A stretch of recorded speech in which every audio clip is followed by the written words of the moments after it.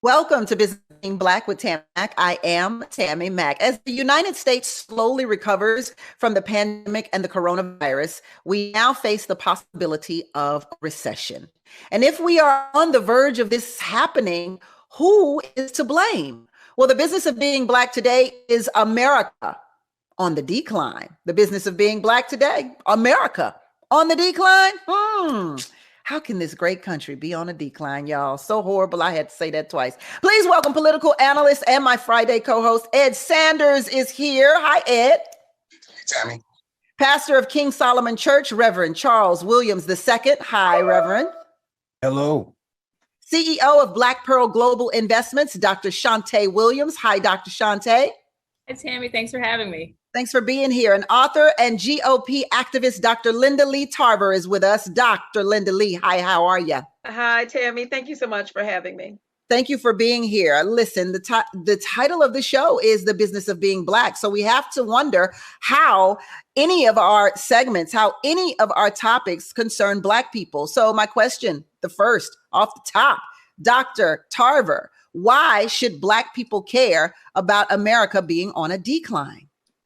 Well, I can tell you, I went to Jamaica and there was a pastor there that said, when America has the cold, Jamaica has the flu. And that is true when it comes to our economy. When America is in decline, usually communities of color have already felt it, and very seriously. So we should care because it affects us primarily first, because we have communities that are struggling and have been struggling before the pandemic.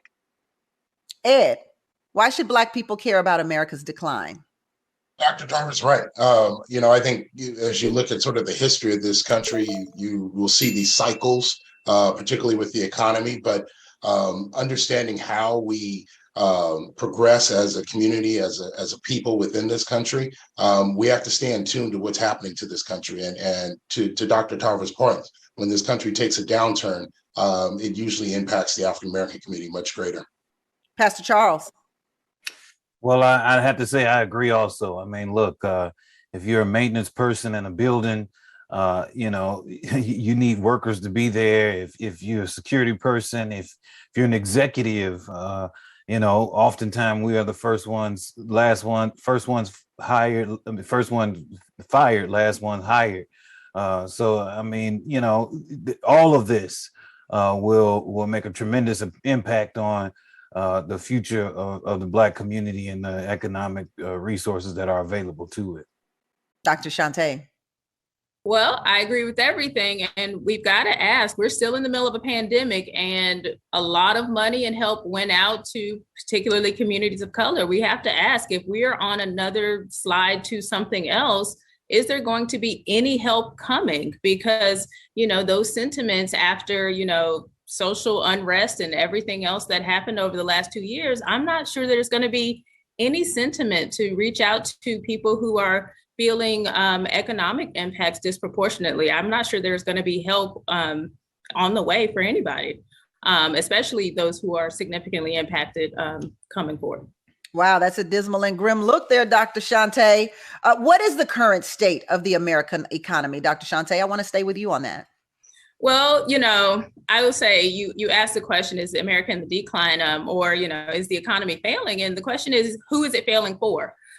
Because if we look at businesses right now, there are businesses that have very strong cash flow. I'm in the venture capital space, and there are venture capitalists who have lots of what we call dry powder, lots of money to invest. They're buying up companies. We have other companies who are not doing so well. If you are a Main Street person who is suffering from high gas prices and high food shortages, you may be really experiencing something different. So the economy is always built on two different tiers, of course. And I always make sure, economics 101, the stock market is not the economy. So I think we have to look at it from two different perspectives. In my universe and in the investment space, the economy is actually quite strong. I heard somebody say this morning, bulls are going to bull and bears are going to bear. So if you're in the markets, this is the time to invest in your portfolio. You're buying now and you're going to see growth. There are other people who are really feeling the brunt of the pain of not being well invested, really not seeing economic mobility, still facing a housing crisis and a shortage and experiencing everything they've still been experiencing. Again, we are still in a pandemic. So I think there's two different economies, and there are always two different Americas, at least two different Americas that we've always been experiencing. Wow. Interesting to hear you say that. Well, correct me if I'm wrong. Maybe I didn't hear you say it. Maybe it's just what I thought I heard you say it. But it sounded to me like you said you ain't worried about gas prices. That's what I had heard. It sounded to me, Dr. Shante, like you said, I know y'all mad because the gas $6.49, but I'm a venture capitalist, and that's not what we concerned about right now. We're not concerned about those $6.49 eggs that you just bought on Sunday, Tammi Mack.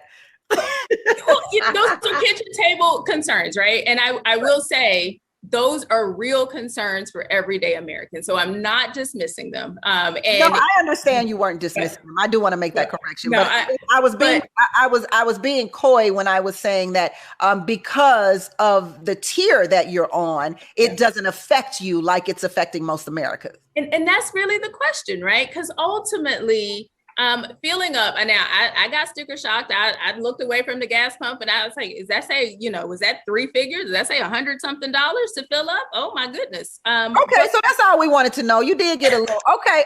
Well, that's how we just wanted to, you know what I'm saying? Pastor Charles. So what is the current state of American economy to you, Pastor Charles? I'm on the ground, right? I'm a pastor of a church that's in the city of Detroit, 80% African American. 60% of the folks in the city are, pretty much in poverty, particularly our children. I look at folks who were immobilized before the pandemic, immobilized during the pandemic, and still immobilized now, even more so. And I think the reality is that what we're going to see is that the nation itself will catch up to folks who have been immobilized. I mean, you go buy a plane ticket now. I mean, you're not talking about, quick $250, $300 plane tickets anymore. You're talking anywhere between $500 and $1,000 every time you want to fly. You get gas. I mean, I heard you talking about gas. Look, I don't even look at the gas pump anymore. I've just resulted that I will just look at the gas pump once a week. Once a month when I look at my credit card statement, because I don't want to get shocked into every week looking at $150, $120 from a four fill up. I mean, so I think the rest of America will eventually catch up to a place where there are a lot of folks who in the Black community been there for a very long time. The issue is, will there be some kind of national stimulus? Will there be some type of national push to pull everybody up? And that's something that I don't think I see. Yeah, let me say this, Ed, because Dr. Shante and Pastor Charles both talked about perhaps an economic advantage from the government. But let's be honest, will a stimulus or some type of temporary assistance from the government help with this long-term problem we seem to have? Let's face it, gas has reached $6. It's not going to go below $3 ever again. It will never be below $5 again, Ed. I think you got to look at it in a couple different ways. Like right now, what we're experiencing is a high uptick in inflation, and that's giving consumers a lack of confidence to spend. You're going to see that lag in some of the business outlooks as we get into the years, and I think that's what's the foreshadowing of the recession.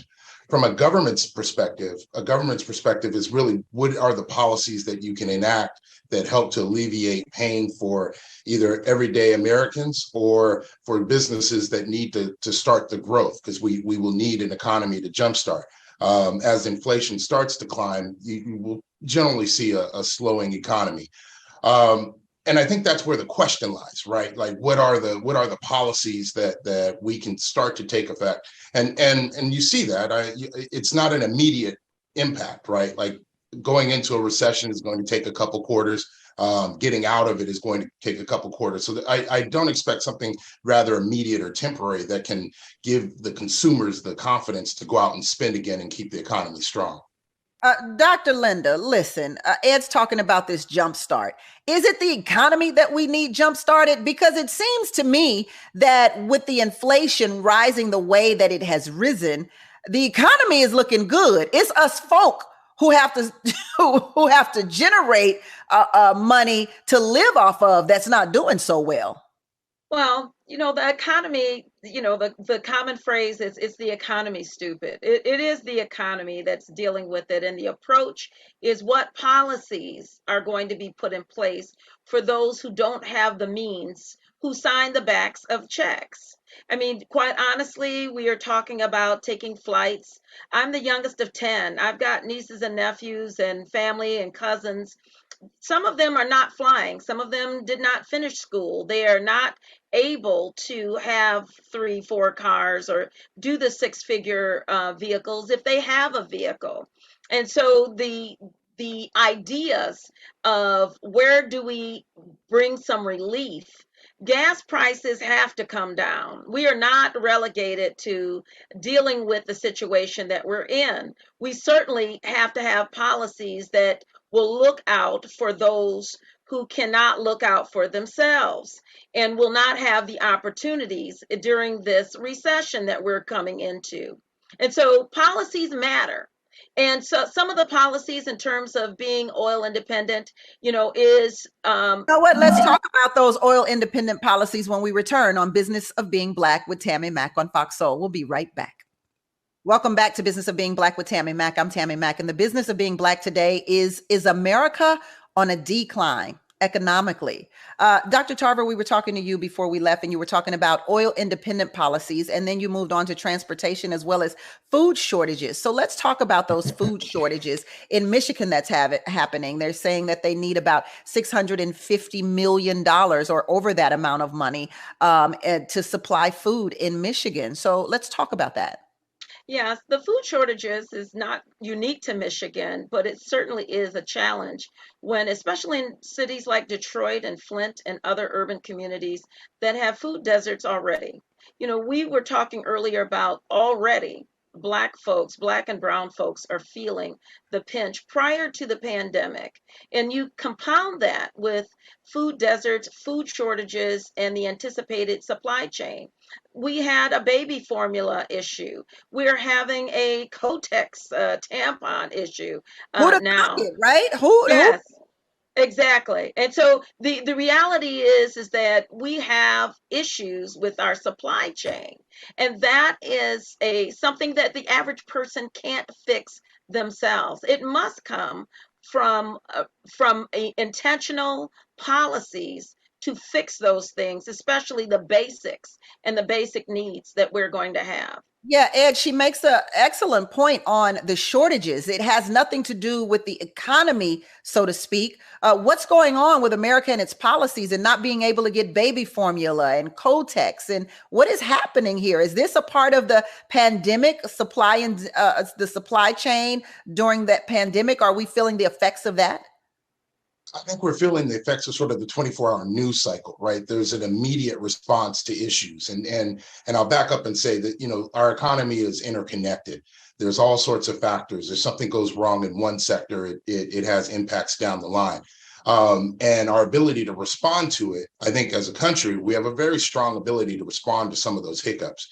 There's time that it takes, right? And I think where we get concerned is where, and we should be rightfully concerned, is where the time to address some of those issues puts people at harm.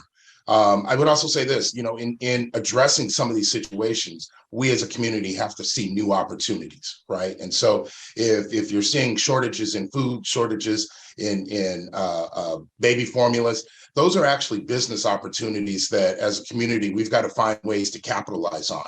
And a lot of where the problems solved in this country are done through business. And we as a community have to find our way to start the sort of businesses that make sure that when these problems happen, we've got Black businesses that are leading the response for us. Sounds like you're telling me I need to find a way to develop a new brand of Kotex or baby formula.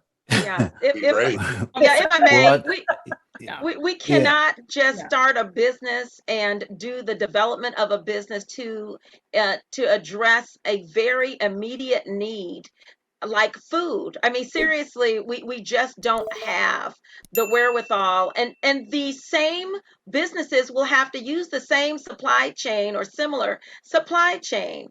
We have people, businesses here that can't get the delivery because the cost of delivering goods is so high. And so our businesses, our Black owned businesses, are struggling with delivery fees because of the high gas prices. Dr. Williams, are our fears of Yeah. a downturn in the economy based on our emotions? Is everyone getting emotional? Ed mentioned the media and the 24-hour news cycle. Is it fearing us into a recession? Yes and no. Okay, so I hate to take us through a sleigh ride through history, but I have to really quickly. First of all, deregulation absolutely creates the problems we're experiencing now. If we want to talk about a supply chain issue, you have to ask yourself why it is that one plant that has an inspection problem shuts down baby formula in a country. I can tell you our neighbors to the north did not have a baby formula shortage. If you actually got on Amazon, said you were in Canada, you could get baby formula shipped to your house. You know why? They don't have the same issues. We have one or two manufacturers of our products. The same thing with feminine products. In the United States, we have had massive consolidation for a lot of our industries. That creates supply chain issues. So if you have one manufacturer go under, you end up with these blockages across the board. So no, there is no government policy today that we can enact that will create any stoppage of any of these shortages. So yes, a bit of it is fear. It is emotional. Why? Because we should have been really up in arms when we allowed these companies to consolidate years and years and years ago. When we have conglomerates, this is what happens. Deregulation, small government, those policies are the things that affect Black businesses. So even saying, hey, this is an opportunity, barriers to entry are incredibly high if you wanted to break into those markets and become a manufacturer. And I fund those businesses. But someone coming to me and asking me for $2 million to go start a tampon manufacturing facility, that's not going to do anything today for what we're experiencing. Now, on the emotional side of things, yes. At the end of the day, if I see every 5 minutes the stock market tanking, right? I see tech stocks sliding. If I see, oh my gosh, a recession's coming, a recession's coming, a recession's coming, you create fear mongering. Again, sleigh ride through history. The Great Depression actually was perpetuated by not the stock market falling. Actually, stocks started to rebound. It was the consumer run on banks that perpetuated the depression. So at the end of the day, we have to temper what we see. You say the consumer run on banks. What do you mean? So all of a sudden, when we saw the stock market tanking during the depression, then people said, okay, things are going bad. So then people said, I got to pull my money out of the banks. So you showed up at the bank and said, I want my money. Banks don't hold all of your money in the banks. So then banks had to put up we can't give you your money right now situation, right? A run on the banks, meaning every single depositor asking for their money back creates insolvency in banks. And so banks go under. That's an emotional response. That's exactly what happens when we see panic in the stock market. If all of a sudden someone sees stocks dropping and everybody else wants to pull their money out before everybody else takes their money out, we get a run on stock. We start seeing things precipitously falling because it's an emotional response. Pastor Charles. Go ahead. Pastor Charles, I want to get you in here. Yeah. Ed mentioned how, the prices, or rather, I should say, how these companies have hiked up the minimum wage. So it looks like a lot of people have gotten a raise. And, I talk about this burger joint I was at where the burger, the fries, and the drink was $15. I have never got my food out of a bag and driven to the window and it was $15. But at the same time, that particular burger spot was hiring for $16.25 an hour. So how do we resolve what food is costing versus what these employers are paying their employees? Because we've been asking for the minimum wage to be to go up in America. We got it, but look what we got with it. Yeah, I mean, and I can tell you, I was one of the big advocates for raising the minimum wage. And at the flip side of that, we watched the minimum wage raise, and then the economy wage, and then we also watched the wages that should have raised did not raise. Whether you work in a factory, whether you're a fireman, or whether you're a police officer, or whether you're a public employee. One of the things that I heard, and it just strikes me so much, is that I don't think we realize how much oil touches everything. I mean, it's not just, I've got to say, I mean, I'm on the liberal side of the spectrum, or I'm pretty sure that would be defined by me, but I gotta say that the question of like Green New Deal and not touching oil reserves and all that, it's starting to become concerning to me. We're talking about blackouts all across the country, brownouts and blackouts all across the country because of consumption of electricity and not being able to support it because we're not investing in coal. Or we're not using coal because we're worried about pollution. So we got more regulation. We're not using our oil like we could be using our oil, while at the same time, Ukraine and Russia is, there's oil there and there's a lot of consumption going on there. I mean, there oil in itself. I mean, whether you can get deliveries because of transportation, or whether you can't get products because the products require some type of oil or some type of petroleum. I mean, we're really in a corner when it comes to that. And I hope that even those who are on the most progressive of the agenda when it comes to the environment, although we could be seen as kicking the can down the road, I feel like we got to do something right now. And hold that because too many talk people about what we can do right now when we come back. Welcome back to Business of Being Black with Tammi Mack. I am Tammi Mack. And today, the business of being Black is America on a decline. Please welcome political analyst and my Friday co-host, Ed Sanders, pastor of King Solomon Church, Reverend Charles Williams II, CEO of Black Pearl Global Investments, Dr. Shantae Williams, and author and GOP activist, Dr. Linda Lee Tarver. Let's get back to this. According to Brookings, Black workers will bear the brunt as companies downsize, just as they did in 1983 when the unemployment rate reached 20% for Black men and 16.7% for Black women. So how likely is it that without child tax credit payments or any form of income stimulus, that many low-income families will face additional hardships? Let's take this to you, Ed. I mean, what you point out is what we opened up with the show about is that there's this tremendous wealth gap in this country, and where we see dips in the economy, our community is going to feel it more. What it speaks to is, how do you avoid that? How do you become recession proof? And there's no simple answer, but the short answer for us as a community is really try to develop your skills, right? And so this kind of comes back to a conversation about education and the education options that are afforded our community. Being able to capitalize on opportunities. So having capital, having access to capital loans that you can take out to start businesses. Workers being able to retool. What we saw during COVID is where folks were no longer working in the office, you retooled and you figured out a new way to make sources of income and revenue. You've got to be adaptable, and those are all important points for us as a community to understand, because when there are downturns in the economy, it takes flexibility, but it takes being able to pivot to survive it. Dr. Williams, we know you're not going to give us any of your capital venture money for Kotex, but what will you give us? Like, is Ed on to something here? Do we need to look into some business items? What can we do?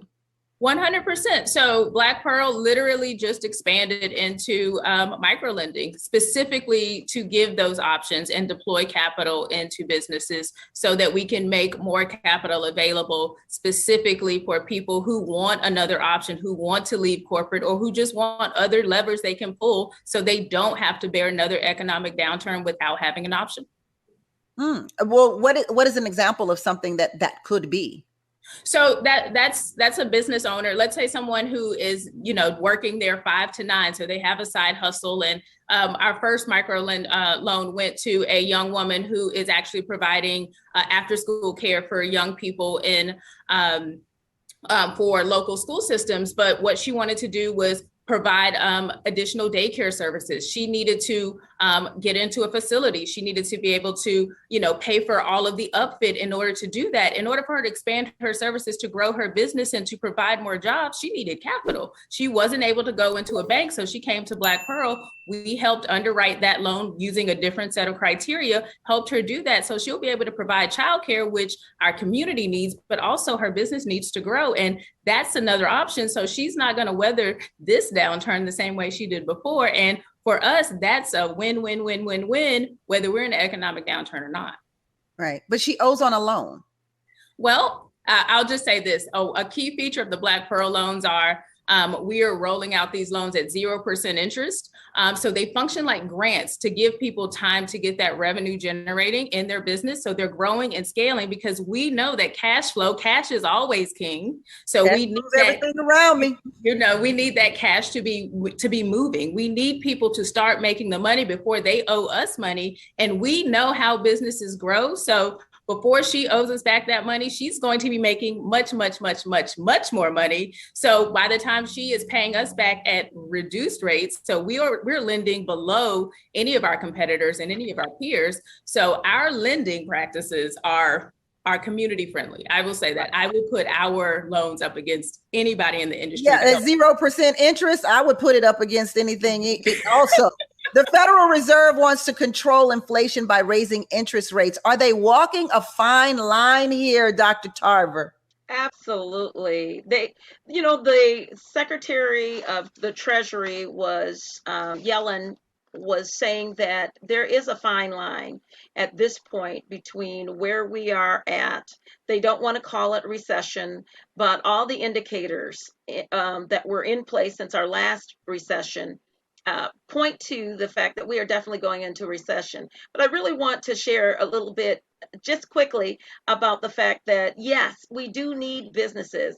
We do need businesses to grow. Government does not need to grow because government doesn't produce anything that people want to consume. So we do need money circulating in our economy in order to do that. But Black businesses especially are quite hard. Everyone cannot be in daycare. We do need some of the businesses that are definitely in demand, but the gas prices are definitely the one issue that are affecting everyone, not just the sticker shock for our private vehicles, but fleet vehicles and Black owned businesses and diesel transportation systems are hit hard. And so those individuals are looking at what we're seeing right now. And March 8th of this year, the President Biden indicated in Fort Worth, Texas, to a reporter that asked them, President, gas prices are high. What is your message to the people? And he said they're going to go up. He said what? He said they're going to go up. He said what? They're going to go up. And he said, what can you do about it? He said, I can't do much right now. Russia is responsible. Wow. So let's talk about that. Let's talk about that, Dr. Tarver. Pastor Charles, who is responsible for this inflation? Who's to blame? I do think there is a concern that there is a reduced amount of available oil on the world stage. But I also think that, there is a lot of pressure coming from, the political left and right saying, drill, drill, drill, left saying don't drill, don't drill, don't drill. There's this whole conversation of global warming. There's a huge conversation about what we're doing in regards to the environment. And I think that is a legitimate concern. I'm concerned legitimately. I mean, I've got a 6-year-old and a 3-year-old. I want to make sure that they have an earth that hasn't been completely depleted of its resources because, but at the same time, we're in a serious place here, and I think that the policies have to, have some type of moderation in regards to how we deal with getting more resources, particularly petroleum and oil, because again, it's in and on everything. I mean, we can't get chips if we can't get planes to go get the chips, and we can't get, everything that we pretty much has some Pastor Charles, type it's of not oil like or you're real petroleum in concerned it. about this oil. I got to do a whole nother show on oil alone. I Well, gotta say, I mean, I gotta yes. say that it is there. I mean, it is the central. I mean, there's nothing that you have on that you're looking at that we are dealing with right now in this space, whether it's Zoom or whether we're in our places, that doesn't touch oil some kind of way. So I the had prices are high yeah. because of that. I had a half a day discussion with family on fossil fuels, because people don't understand necessarily what fossil fuels. We're transitioning off of fossil fuels, and that might not mean anything to the average person who is making it happen, working very hard, going to church, loving the Lord, and trying to take care of their families. What is a fossil fuel? But when you break it down to them, it is everything that Pastor has said. Your computers are made with fossil fuels, tires are made with fossil fuels, your oil, your heating, your electricity, fossil fuels. We are not going to electric planes. Let me just repeat that and say that on your show. We are not going to electric planes. So we're going to be using fuel. And so if we have it in our United States of America, we need to drill it. And I don't understand why people are not looking at that. So begging our enemies for fuel is ridiculous when we have been energy independent here in America just a year or two ago, and now we are having to beg for fuel and Who's to to blame transition for off this, of it. Ed? Who's to blame? I mean, I think you got to back up a little bit, right? And understand that 4 years of a Trump administration meant 4 years of extreme deregulation. And what you get is a corporate community just on roids, right? It's like pouring gas on a fire on the business side. You inject a COVID event into the economy, and the natural reaction is that the government adds money with the stimulation plan, and now people have dollars in their pocket and they're starting to spend. You see inflation. So President Biden is not completely correct when he says it's Russia. Russia is just an event on a timeline. There were a series of circumstances that set the table. Let's take a break. Welcome back to Business of Being Black with Tammi Mack. I am Tammi Mack, and the business of being Black today is America's decline economically. Ed, you were talking about who's to blame for this inflation that we're seeing, and much of the Democrats blame Russia, as they did for the election. Russia set the stage for this economic downturn, you said, but there are a series of other circumstances that happened. Do tell. Yeah, no, I mean, I think you've got to actually look back at sort of the years prior to Biden's election during the Trump administration, and just understand that Trump as a president was intensively deregulating industries, allowing for, and we've been having this conversation on oil. When we start talking about some of our natural resources, our national parks, Alaska, where you want to take down the barriers to allow oil companies to go in to drill, while not actually monitoring oil spills, that sort of thing. It's a recipe for disaster. We know that, right? And I think we're starting to see that on the economic side, where the economy is overheated because deregulation has taken effect. You've had some serious events that have impacted the economy, whether it be COVID, whether it be this disturbance between the Ukraine and Russia. And you're seeing sort of the ripple effects of it. But it all sort of starts with how we set the policies on our economy, how we protect our natural resources, how we incorporate that in. And we can continue to do that as a country. I mean, when we start about talking about how we're going to use oil in the future, we can do that. We have to keep a mind's eye on our kids and our grandkids, the type of America that they're going to have. Right. If any of you have been to a national park, it's important. And if I could just come right behind him on that, because that's the other issue that we really keep running into, is that we get 8 years of one style of policies, another 4 years of a different style, another 8 years of another. It's going to really require us to make some hard long-term decisions.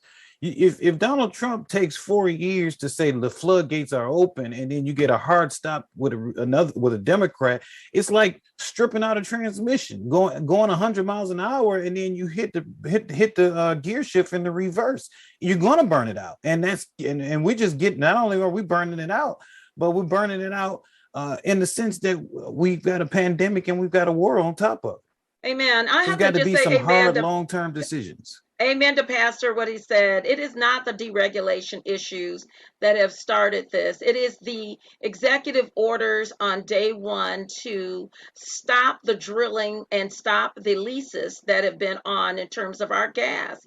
People are not saying, even Biden is not saying that it is Donald Trump's fault that we are into this gasoline. He's blaming Russia because he knows what he did on day one, January 20th, 2021. He put a halt to the very low gas prices that we were enjoying here.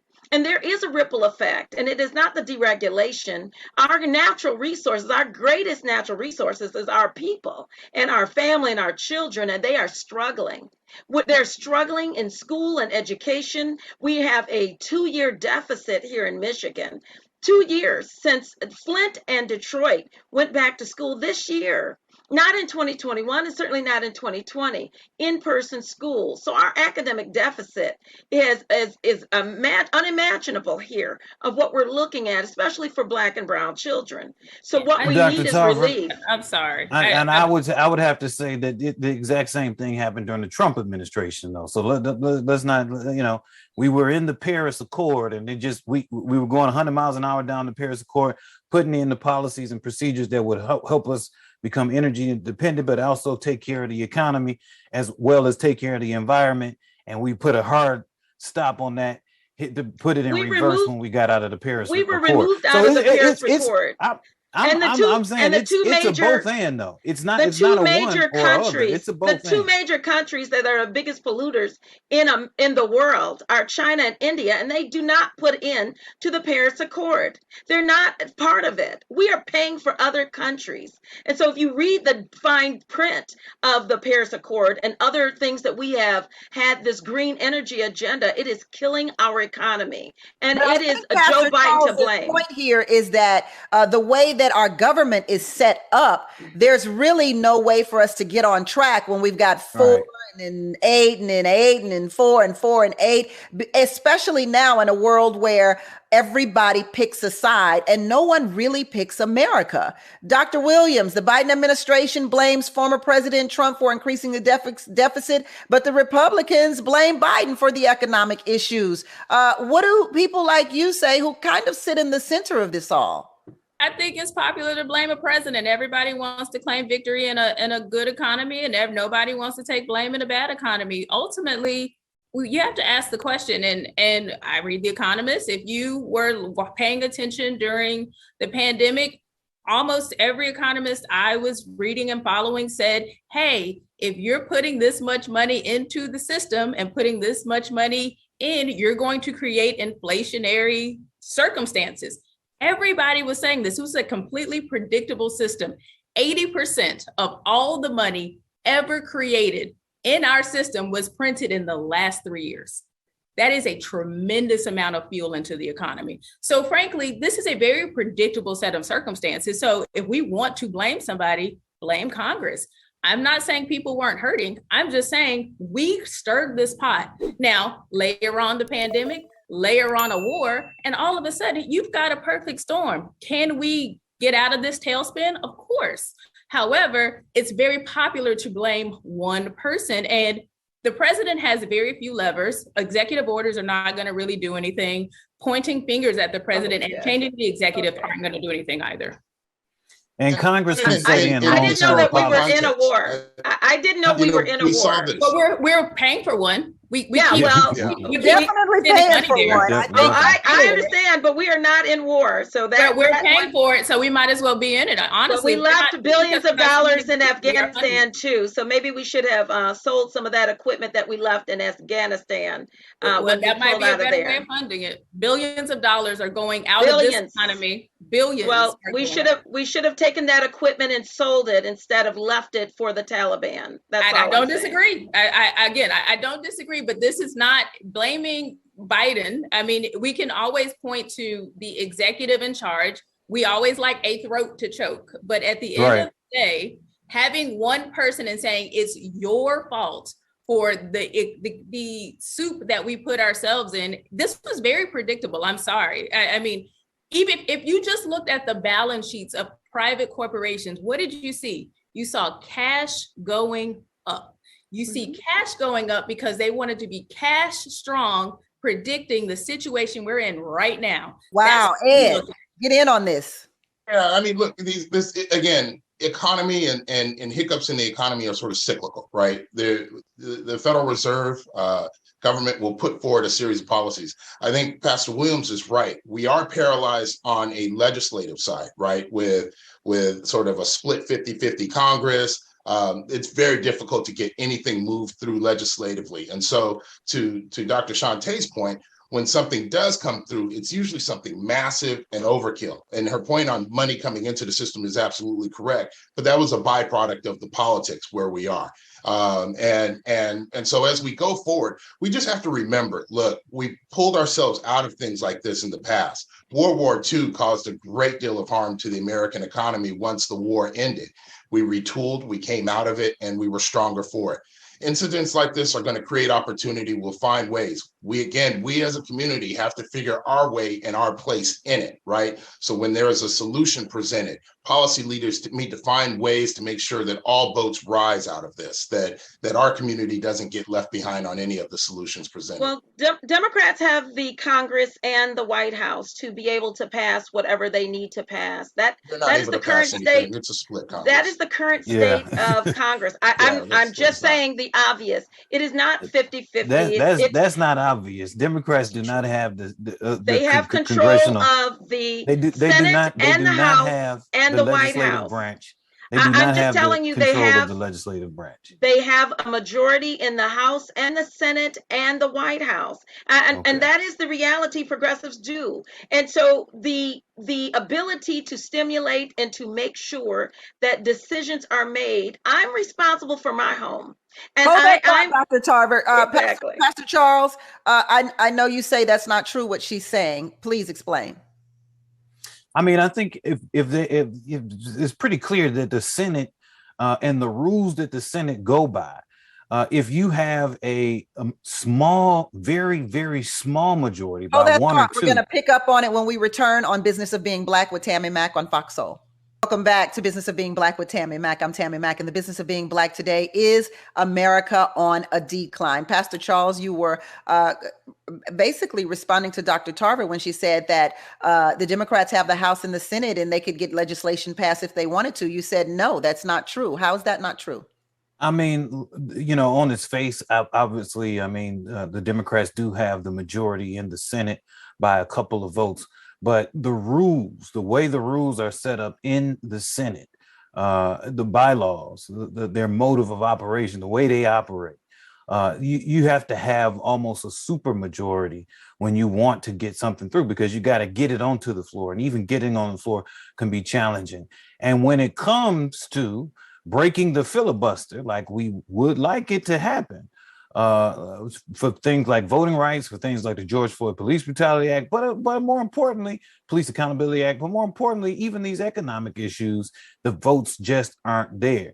And by the way, they're not there not just because the Republicans standing in the way. There are two Democrats who have acted like they were Democrats and got elected, but they're Republicans, and they're actually standing in the way of that. So I don't know what majority you're talking about, because for as hard fought as many of the Democrats fought for the John Lewis Voting Rights Act, as well as the George Floyd Police Accountability Act, it was futile. Because of the inability. Gotta love the infiltration if you say that's what it is, Pastor Charles. Let's do a lightning round real quick here. Let's add a lightning round. So this lightning round, I just want you to answer the question and tell us why. Is America on a decline? Is America on a decline, Dr. Tarver? Absolutely, it is on a decline. It has been declining in certain segments, and in particularly, as I indicated before, Black folks and brown folks are the first hit by the decline. Ed, is America on a decline? No, I think more to the point is you're going to see warning signals. On a decline, no. There are some serious challenges that we have to overcome. One of them is our politics, which Pastor Williams sort of highlighted. We've got to get past this extreme party system that we've got that's paralyzing our country. Back in the day, you would have compromise on the serious issues that faced us. And we've got to find a way to get back that in order to get this country going again. It is rather extreme, I must admit. It's kind of sad to have to see it that way. It's as if nobody really cares about America and what America means more so than they care about getting their own policies and personal agendas across the line. Dr. Because they're not feeling it. They're not sticker shock at this point. They're still able to fly and drive and eat. And 100%. So they're not feeling it. They don't feel it, and nobody knows that better than Dr. Williams. And that's where I'm trying to get. I don't want to feel it either. I can't even lie. Dr. Williams, is America on a decline? No. Are there clouds on the horizon? Yes. But can we correct and pivot? That's the nature of the game. For me, diversification is the strategy we all have to take on. And whether you are Main Street, Wall Street, or some other street in between, you have to have a diversification strategy and be able to work with these ebbs and flows. Pastor Charles, is America on a decline? Yeah, I gotta say America's on a decline. I mean, look, morally, we've got. Pastor, I'm gonna need you to get on the positive side here. I can't help my pastor talking about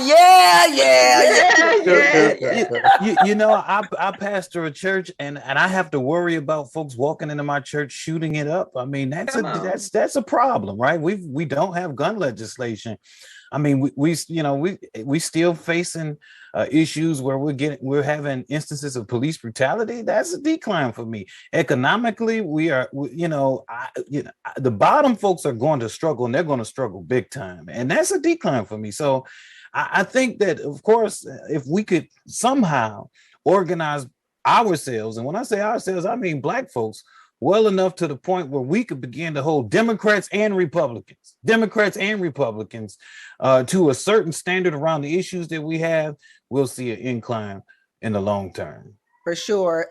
Let me stay with you, Reverend. What is the mission behind King Solomon Church? Oh, the mission of King Solomon is to revitalize the community, educate the community, and to continue to push people forward throughout all of the issues of social issues that we face in this city, in this state, and in this country. Ed, tell us what you're working on now. Always a lot of health advocacy. And, one of these challenges that we as people have is that we've got an industry that has been responsible for 40,000 deaths a year in the tobacco industry. A product called menthol cigarettes has been targeted at our community for decades. The country is having an awakening. We as people understood that the tobacco industry targeted that product at us, but our allies and other communities are starting to see just how vicious the tobacco industry has been towards us, our children, and our health outcomes. And so we're pushing to get rid of menthol. Dr. Williams, I just made millions of people interested in Black Pearl Investments. Please tell us about it. Black Pearl Global Investments is a venture firm. We invest in entrepreneurs. Our mission is to create a world where entrepreneurs can grow and thrive. So we have an office here in Charlotte, one in Kingston, Jamaica, and one in Accra, Ghana. So we're rocking and rolling. We expanded into lending, and we will be nationwide with our loans very, very, very soon. Yeah, because I need y'all in LA. I have some business propositions I need to get with you. Come talk to me. Dr. Linda Tarver, as always, you are on the front lines and trying to get a political advantage to the policies that you want to see happen. You are on the ballot in Michigan for the State Board of Education right now. Talk to us about your platform. Yeah, I decided, the Lord told me to go to Nineveh, so I decided to put my name on the ballot. I went through my Republican primary, and I will be on the ballot. My basic concept is that I'm looking at my people. So I'm a former Michigan Civil Rights Commissioner, and I'm looking at Detroit at 92% of third graders cannot read. I'm looking at Lansing, Michigan, where I live, and 92% of all Black students cannot pass the M-STEP, which is the math, reading, science, social studies, are not proficient at all. And so we know that in Michigan, Pastor knows in Michigan, prison beds are projected based on third grade reading level. We don't have a viable workforce when we have 2 years of disparities and inequalities when it comes to our academic outcomes for our children. And so that must stop. We must put a stop to it. We must do something drastic and different. Well, we'll And definitely so that's what we see, an uptick in, yeah, we'll definitely we're see you on seeing the an ballot uptick for in that. crime What as a result. in 2 words, each of you in 2 words, what needs to happen to avoid an economic downturn? In 2 words, what needs to happen, Dr. Tarver? Drill now. Oh, okay. Ed, 2 words. What needs to happen to avoid an economic downturn? My goodness. I think it's protect your own resources, and I can't do it in 2 words, but you've got to Okay, look out for protect yourself. resources. Protect Yeah. resources. Oh, but you say protect your own. Okay, Right. Dr. Shante? Well, there's not 2 words, but art of the pivot, diversification. Diversification. Love it. Pastor Charles? 3 words: Black political accountability. Like those 3 words. But I thought you was gonna say pray. Pray now, pray fast. I was gonna say pray now too, but I figured Pastor Let me tell you Adams covered. something. We got the Let me tell you screening room something. coming up. I'm all about Stick around. I'm all about prayer, but prayer got feet. Stick around for Vivica Fox on the screening room. That is the business of being Black with Tammi Mack on Foxsoul. Bye, y'all.